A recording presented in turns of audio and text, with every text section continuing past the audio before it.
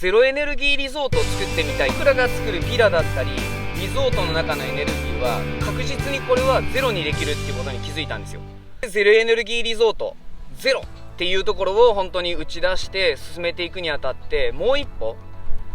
例えば僕がここに来た時に700坪ぐらいですかねの土地を見つけて、ここを買いたいなと思ったんですけど、そこに水道を引いてこようと思って水道局とかと打ち合わせするじゃないですか。でそういう話をしてるとまず分かったのが、県道ですよね。太い県道の上を 1.5 キロぐらい掘り進めていって、自力ですよ、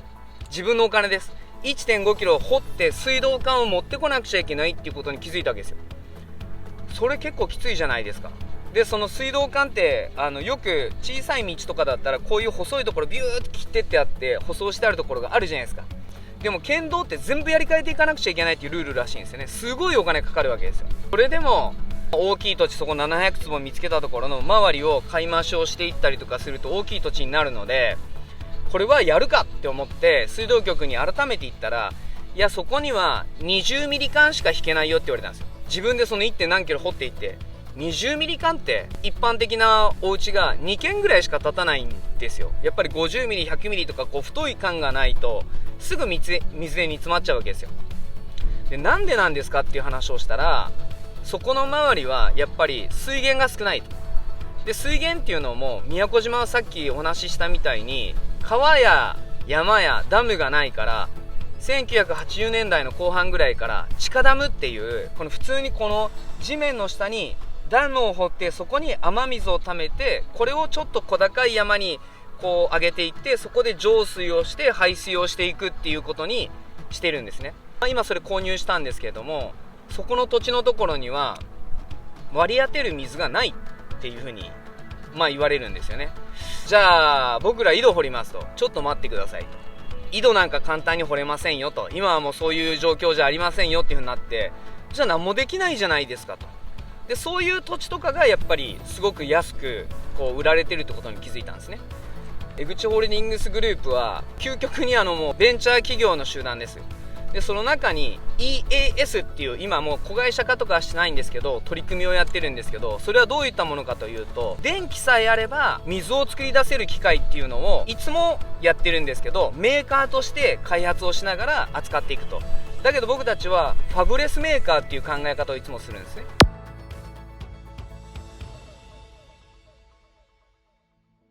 太陽光発電を作る時もパネルだったりだとか、パネルをこう置いとく課題だったりっていうのも全部商社とかどっかから買うんじゃなくて、僕らはメーカーで江口っていう名前をつけてメーカーとして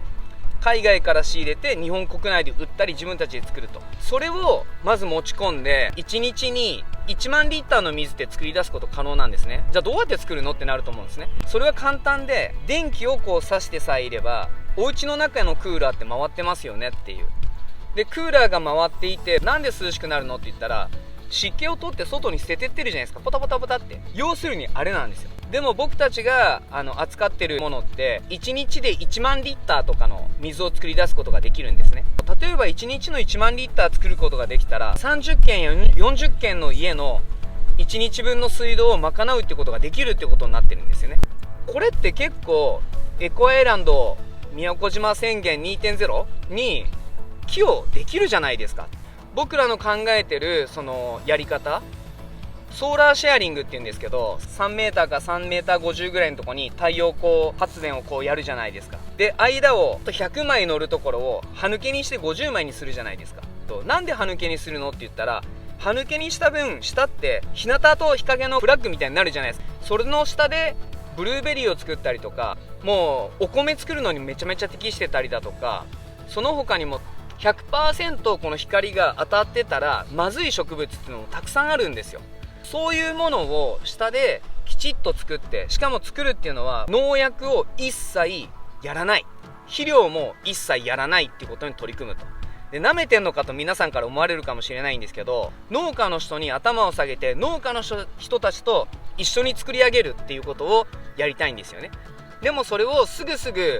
僕たち江口ホールディングスグループの考え方は、そこで作ってこれを売って儲けるぞっていう考え方ではないんですよ。まず宮古島の高校生、高校を卒業したばっかりで大学は行きませんっていう子たちをうちに来ていただいて、入社していただいて、今実は自然栽培農業学校に1年間修行させに行ってるんですね。ずっとこちらから給料を払って宮古島に帰ってきて自然栽培をやっていくよと。でそこでできた果物野菜っていうのをまずチャレンジじゃないですか。どんなものができるか分かんないですよ。でも僕はうまくいくと思ってます。で僕ら江口ホールディングスグループが考えてるのは、まずうちのグループの社員たちに向けて、そのすこぶる安全な食べ物っていうのを提供できる江口ホールディングス無農薬栽培部みたいな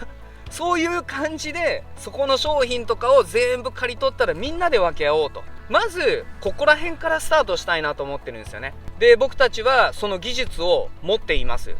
でその技術をもってして太陽光、蓄電池っていうところをもっと煮詰めていかなくちゃいけないんですけど、ゼロエネルギーリゾートを実現させていって、なおかつ地域社会に貢献できるってなったら、宮古島が輝けるというか頑張れるとこだなっていうふうに思ってるんですね。でも本当これを見た島民の方たちに一言お話ししておきたいのは、僕たちって宮古島の仕事を取りに来たわけじゃないんですよ。僕たちは必ず内地から富裕層を連れてきますから。富裕層を連れてきて、その人たちがお金を落とせれるような仕組み、そういうものを宮古島に作って、それを島民の皆さんに還元するということをやってきますので、ぜひ温かい目で見守っていただけるとありがたいなっていうふうに思っています。でそれをですね、この Vlog の形でですね、皆さんにこれからもご紹介していけれればいいなと。それが皆さんの1ミリでも力になれればなっていうのが僕の本当切なる思い。もう本当皆さんがね、これ見て面白いなって、あ、こいつちょっとチェックしていこうかなと思っていただけるんだったら、サブスクのあそこのボタンをポチッと押していただいて、いいねの方のね、こっち側の方のボタンをポチッと押していただけると、僕もやる気が出ると思いますので、末長いお付き合いを。で僕はもう本当にここの島でやり遂げてみせますので、末永くよろしくお願いします。ありがとうございます。またね。